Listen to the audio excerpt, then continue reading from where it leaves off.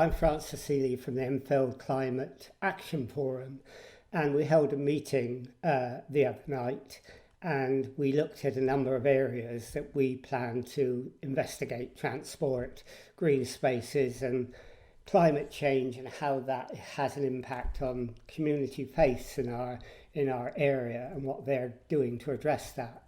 But we also looked at the previous session we had and got some feedback on that. What we did in the previous session, we looked at retrofit housing, we looked at waste management, and we looked at how you can make changes in your personal life, in lifestyle and so on. And we got a report from each of those. The first report was from David Flint, who told us about the work that he had done, and Alan Sitkin particularly, and others, to follow up from the discussion of a retrofit of old buildings and the contacts they've made with Enterprise Enfield and Retrofit Works. And this is what David said. I mean, retrofit is clearly a big issue for carbon emissions, for comfort, for addressing fuel poverty, and for helping us to get rid of gas, which is a key issue in going forward on climate change. The barriers to effective retrofit, well, I've got three, but there may well be others. One is obviously cost. The second is disruption, if you have to have people coming in and putting up things within your house, and then you need to redecorate. And the third is the existence in the field of cowboys, people who are either incompetent or who are competent, but are only able to do one thing, and that might not be the one thing you most need doing. And they mostly lack the perspective to do that, to work out what you really need. So coming out of that, what we need for an effective retrofit situation, apart from huge amounts of government money, our own estimates put it on the order of £800 billion over 10 years, but coming back to the sort of scale we're at on a local authority, we need certified tradespeople who will do competent work. And we need a role that is being called retrofit coordinator, which is something like it does for retrofit what an architect does for a new build.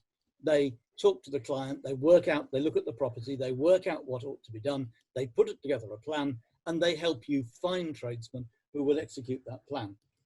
Since the meeting, Alan Sitkin and I have talked to Retrofit Works, which is an interesting company working in this field, which both certifies tradespeople and it trains retrofit coordinators.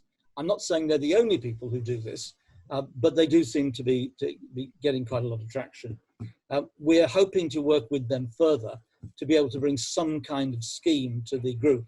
But just at the moment, we don't have a scheme to put in front of you. Also, Nia Stevens ran the group in the last session on what we can do in our personal lives to make changes. And she talks to us about the follow-up from that and what she's doing, and also how she is trying to develop some information packages to get people to look at the changes they can make, and a webinar that she had planned on solar power. This is what Nia says.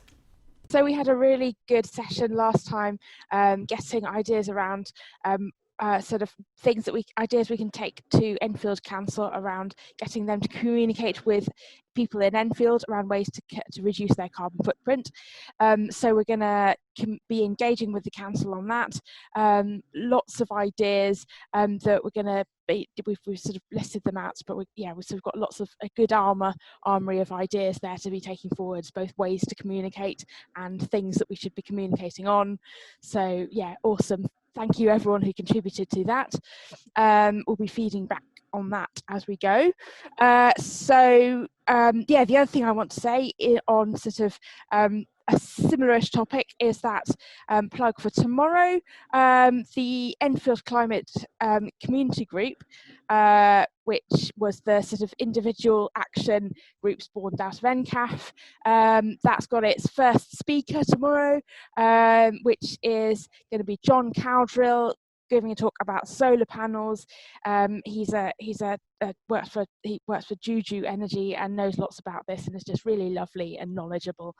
So it should be a really, really good session. So if you've seen the Facebook adverts, please sign up.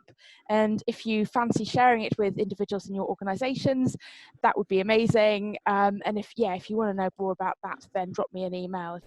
Finally, Vicki Pite, who is a councillor, helped to facilitate the group we had on waste management. And so she told us today about the follow-up work from that waste management discussion group we had and what has happened since then, and particularly on the plans to have a new incinerator in Edmonton. And this is what Vicki said.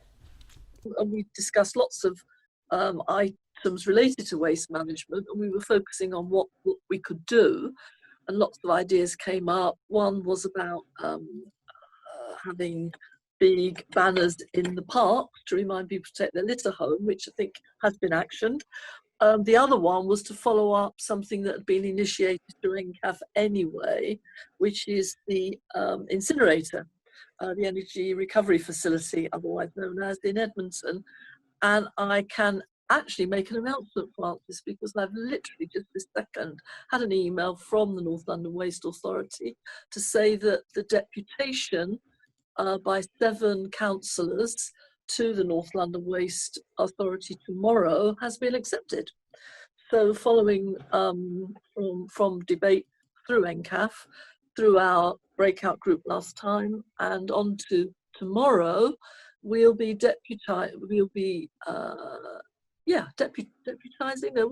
taking a deputation to the North London Waste Authority, requesting a pause and review on the grounds that so much has changed since the decision was made. They need to think again.